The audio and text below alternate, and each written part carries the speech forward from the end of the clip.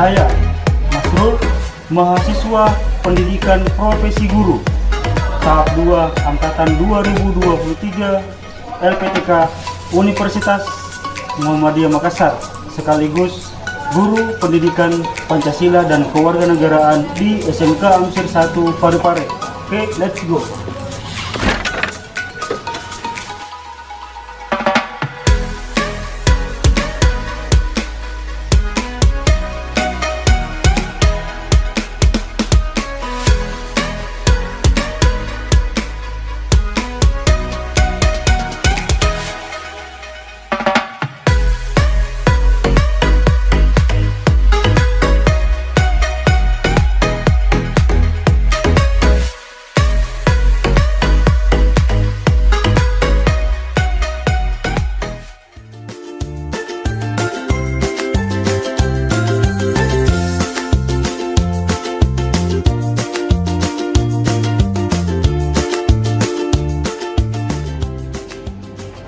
Seluruhnya Indonesia berat.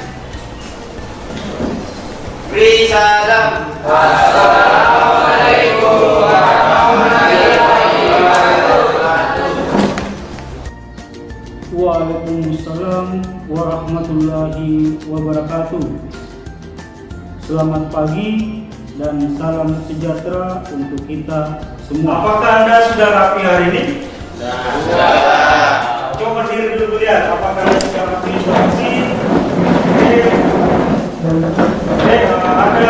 Ada pepatah mengatakan bahwa kepribadian seseorang itu bisa dinilai baik buruknya dari kebersihannya. Kepribadian yang baik itu berarti bisa menjaga dirinya, bisa menjaga kebersihan dimanapun dia berada. Oke, silakan duduk. Sebelum kita memulai, marilah kita berdoa, karena setiap kegiatan yang kita lakukan, baik di awal maupun di akhir itu harus ada yang namanya doa. Ya, makanya kita berdoa menurut agama dan kepercayaan masing-masing.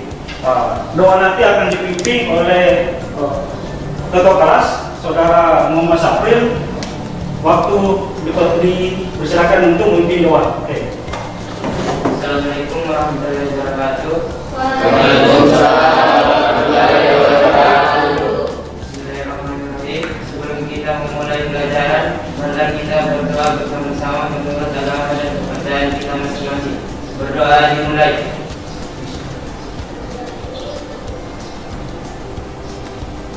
Berdoa selesai.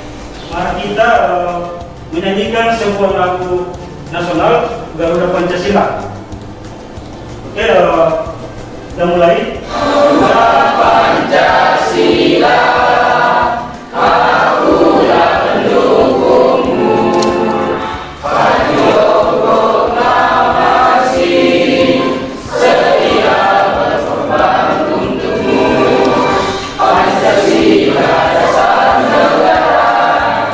Ada yang bisa menarik makna? Coba katakan, ada yang bisa menarik makna dari lagu yang tadi, yang kita dengarkan tadi atau yang kita nyanyikan tadi? Ada sebagai lambang negara, kemudian Pancasila sebagai Dasar negara. dasar negara. Sebagai warga negara, kita harus wajib menjunjung tinggi, menghormati sebagai bentuk kedaulatan bangsa dan negara. Sebelum kita memulai pelajaran hari ini, mari kita melakukan yang namanya tes awal atau asesmen untuk mengetahui nanti seberapa dalam atau seberapa tahu Anda tentang apa yang kita bahas nanti. Nanti di sini saya akan melakukan yang namanya tes terhadap kalian. Dan tes ini gunanya juga untuk membentuk kelompok nantinya untuk mencari sebuah permasalahan yang akan dianalisis. Nanti saya akan mendapatkan 3 yang terbaik. Ada nanti 3 yang terbaik. 3 terbaik ini yang akan menjadi ketua kelompok. Nanti kita bentuk menjadi 3 kelompok. Dari 3 terbaik ini dia akan yang menjadi ketuanya dan mencari anggotanya masing-masing. Buka HP-nya, kemudian buka aplikasi Quizzes. Oke, sekarang join ke Quizzes.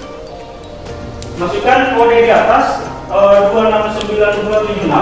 Sekarang masukkan semua kodenya. Kita mulai. Oke, 5, 3, 2, 1 ya. Dalam waktu nanti sekitar 5 menit, ini akan ini selesai. Oke. Sekarang dijawab pertanyaan yang ada di situ.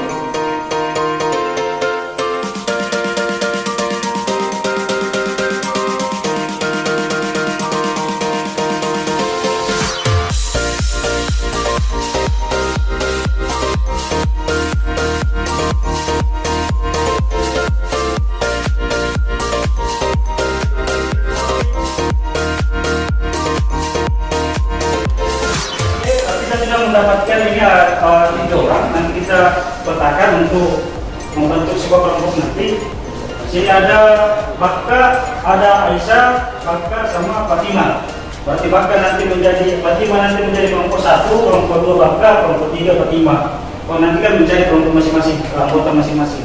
Saya akan melakukan sesi absensi. Saya akan mengecek kalian semua. Yang saya sebut namanya, minta tolong angkat tangan dan katakan hadir, supaya jelas. Oke, kita mulai absen. Muhammad Sapril, Hadir Pak. Aldi Putra, Hadir Pak.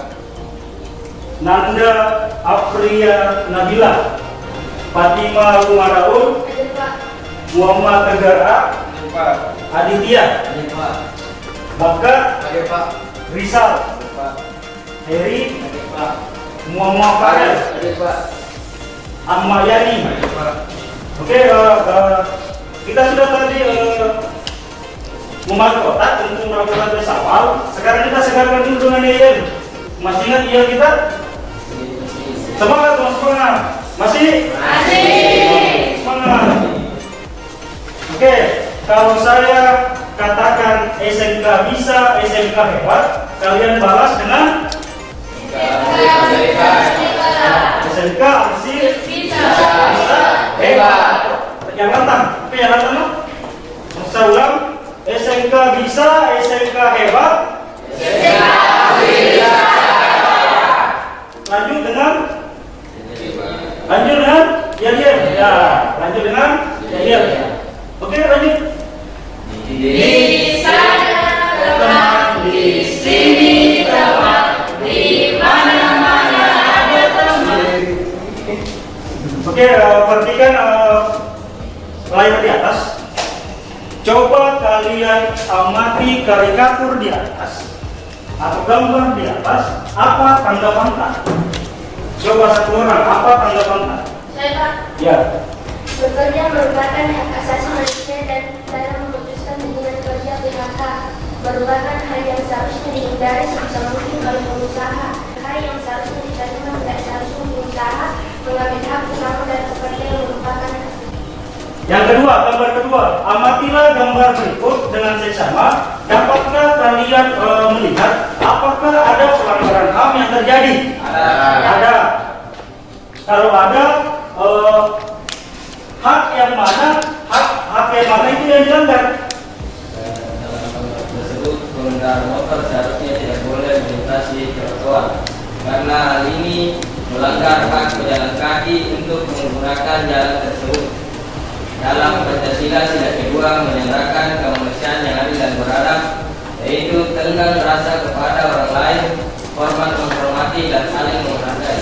Artinya begini, pejalan kaki harus menggunakan itu jalan. Pemerintah membuat jalan itu untuk pejalan kaki. Berarti kewajiban yang pengendara motor itu harus menghormati hak pejalan kaki. Makanya situ ada namanya hak tuh.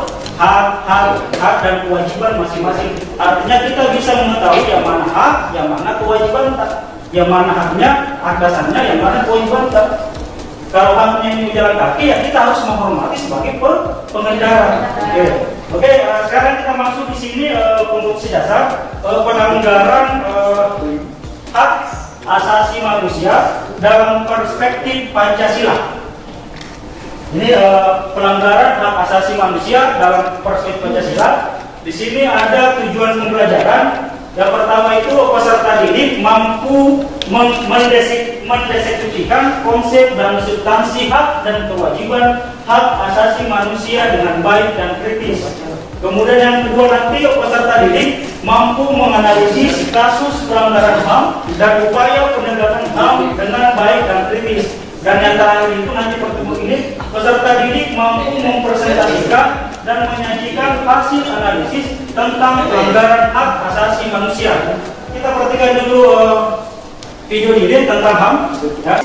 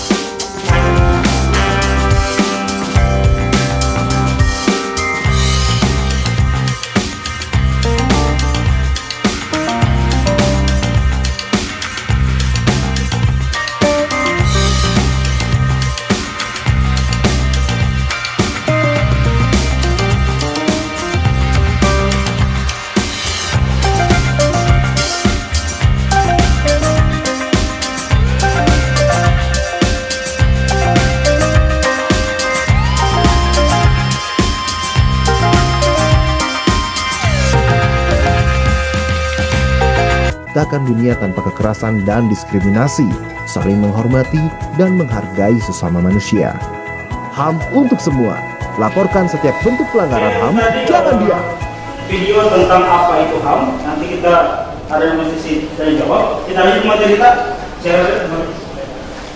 Di sini ada tadi yang tadi di video ada yang mengatakan bahwa hak asasi manusia itu adalah hak dasar yang dimiliki oleh setiap manusia yang telah diberikan oleh siapa?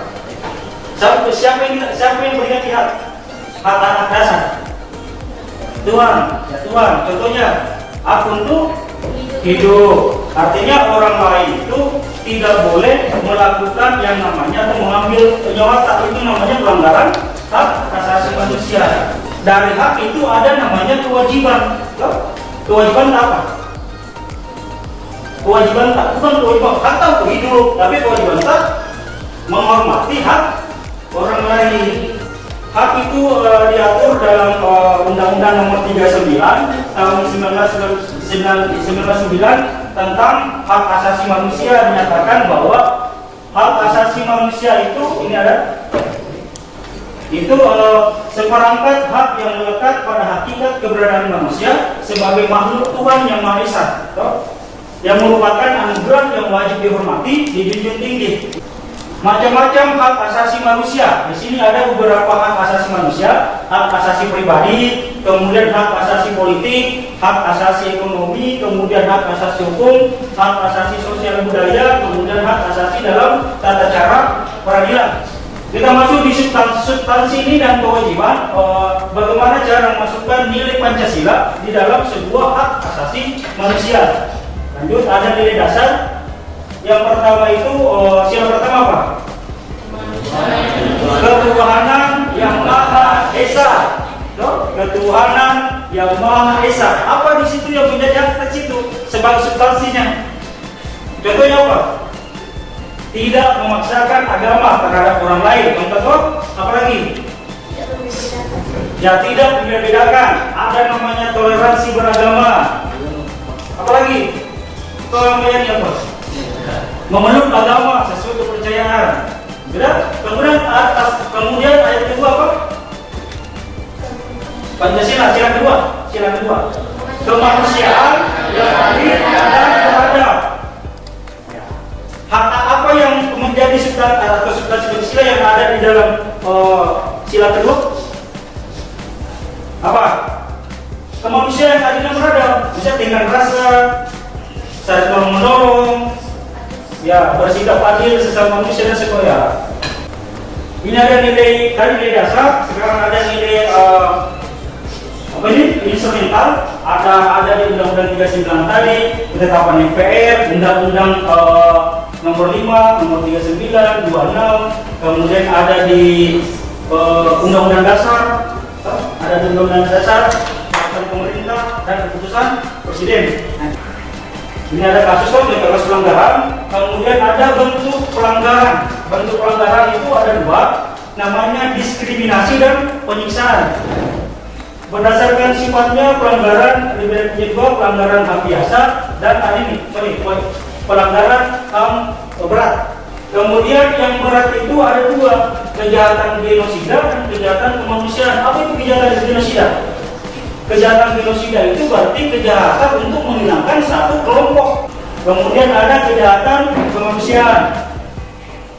Ini ada contoh kasus, nanti kita bahas ini di diskusi bagaimana cara kita membahas ini tentang kasus pelanggaran ini. Oke, ada upaya, ini ada upaya pemerintah, upaya pemerintah dalam melakukan yang namanya menjaga atau menegakkan yang namanya pelanggaran hak asasi manusia. Yang pertama itu sosialisasi, pendidikan, advokasi, terima kasih kali materi yang dikasih. Ada tayangan juga apa itu HAM. Kemudian saya sudah jelaskan secara singkat tentang kasus pelanggaran HAM. Sekarang ada yang mau ditanyakan terkait materi yang tadi. Coba angkat tangan dulu yang mau yang tadi. Siapa bertanya? Ya, coba bertanya. Mengapa? Nah, silakan. Mengapa antara asasi manusia dengan kewajiban asasi manusia dalam kewajiban mati universitas? Bertanya-tanya kenapa hak asasi manusia dengan kewajiban manusia harus diselaraskan itu? Nah, ada yang bisa jawab? Kenapa hak asasi hak dan kewajiban manusia itu harus diselaraskan?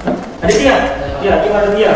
Hak dan kewajiban asasi manusia merupakan hal yang tidak bisa dipisahkan satu sama lain. Seseorang tidak bisa menikmati hak dan dimilikinya sebelum memenuhi apa yang Contoh kasus contoh pelanggaran HAM yang terkenal.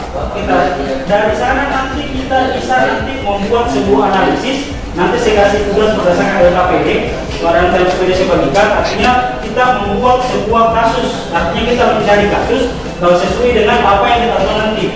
Nah, coba dulu. Hak dan kewajiban itu tidak bisa dipisahkan. Artinya hak itu harus seimbang antara kewajiban. Artinya ada hak itu bisa kita minta, misalnya bisa minta apabila ada kewajiban yang kita laksanakan.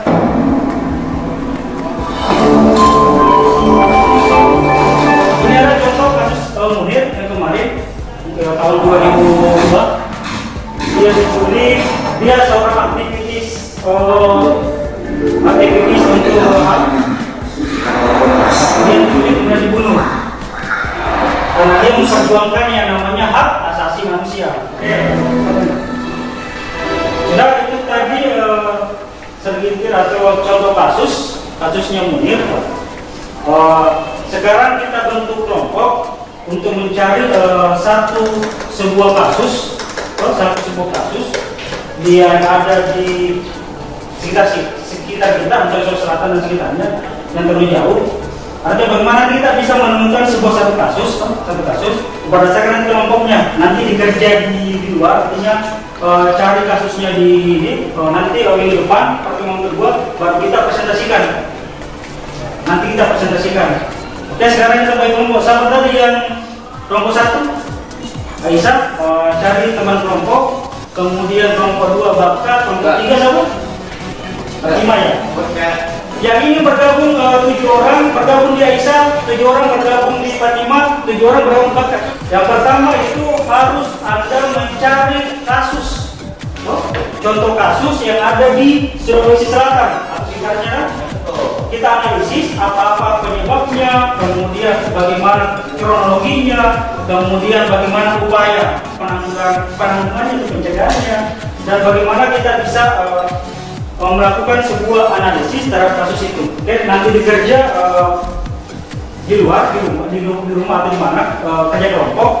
Minggu depan kita adakan yang namanya persentase. Artinya kita menayangkan apa hasil analisis Anda semua. Mengerti? Ada pertanyaan di sini tentang tugasnya, tentang ini nanti yang kita mau nanti bahas minggu depan.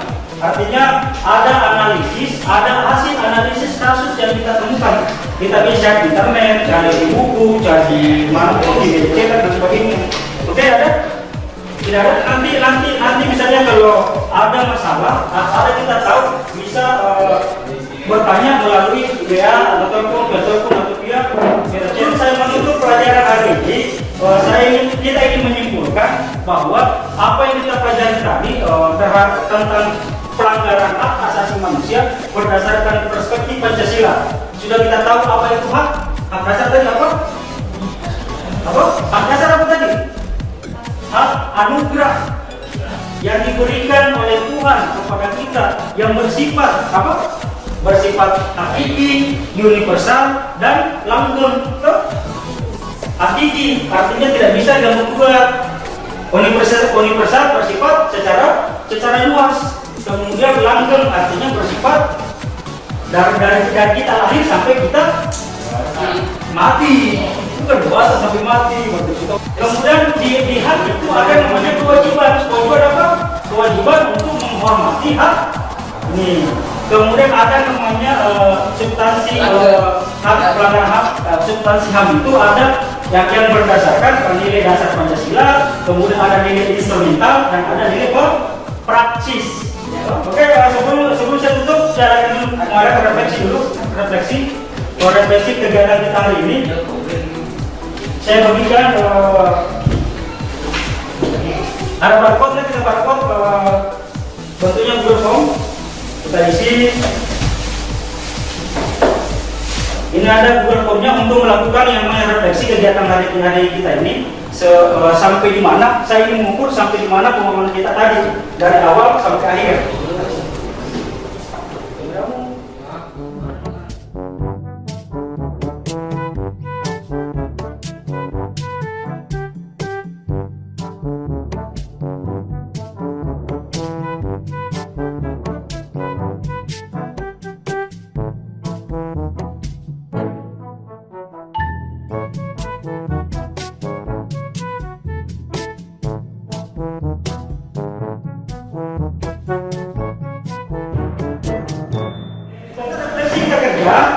Kita kerja di rumah atau di luar nanti pada saat jam istirahat bisa diisi. Kemudian yang kedua ingat analisisnya untuk kita presentasikan minggu depan. Oke, berarti semua? Ayat kata, ayat pembelajaran. Saya mengucapkan alhamdulillahirobbilalamin atas segala kesempatan ini. Anak-anak sekalian secara antusias untuk belajar. Oke, terima kasih. Saya ucapkan alhamdulillah. Assalamualaikum warahmatullahi wabarakatuh. Waalaikumsalam warahmatullahi wabarakatuh. Oke, silakan beristirahat. Semoga hari ini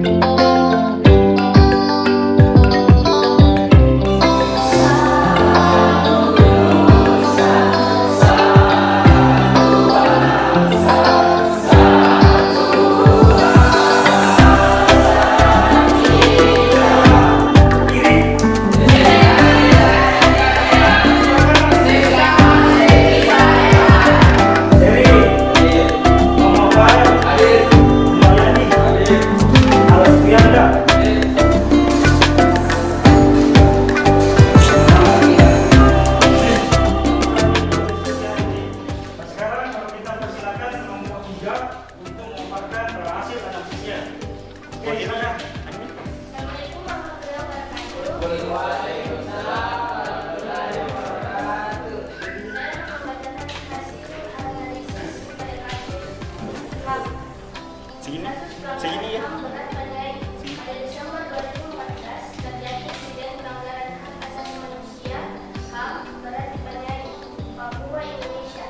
Insiden ini terjadi ketika aparat keamanan melakukan tindakan kekerasan terhadap korban sipil yang menyebabkan sejumlah korban tewas dan luka-luka.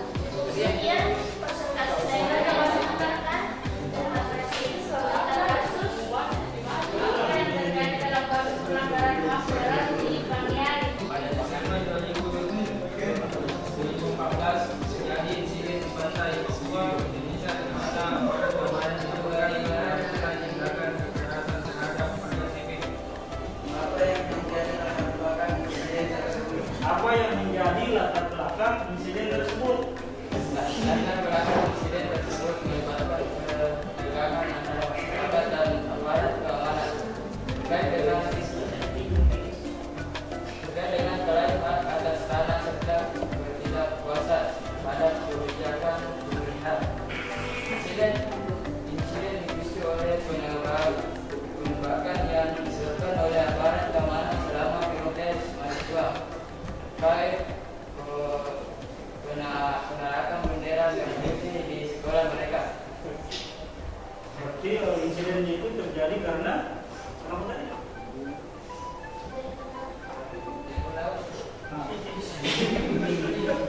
Coba yang lain ini. Kenapa tadi insiden terjadi karena Insiden dipicu oleh penembakan yang dilakukan oleh aparat ya seperti penembakan yang dilakukan oleh aparat ya, terhadap korban di Penai. Di mana Penai? Papua. Ada lagi yang mau kasih? Sekian dari presentasi saya tadi tentang kejadian Panai di Papua. Dan itulah presentasi yang saya sampaikan tadi. Mohon dimaafkan jika ada yang kurang jawabannya. Kami dari kelompok 3 mengucapkan Assalamualaikum warahmatullahi wabarakatuh. Beri aplaus untuk kelompok 3. Dari berbagai analisis tadi ada tiga kasus yang dari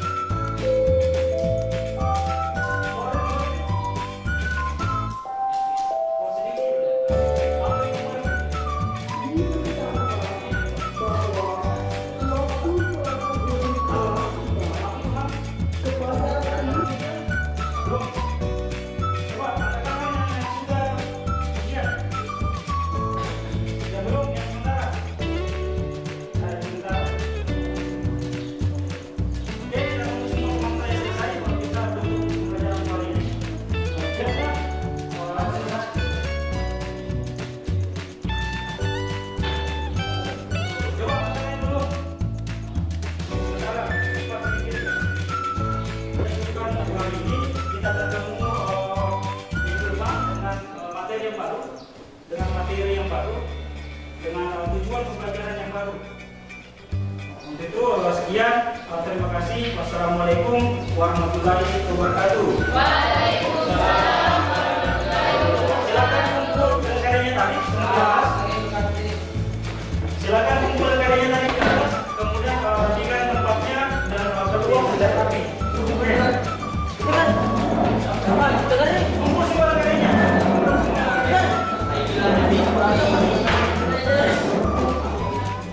Ayo,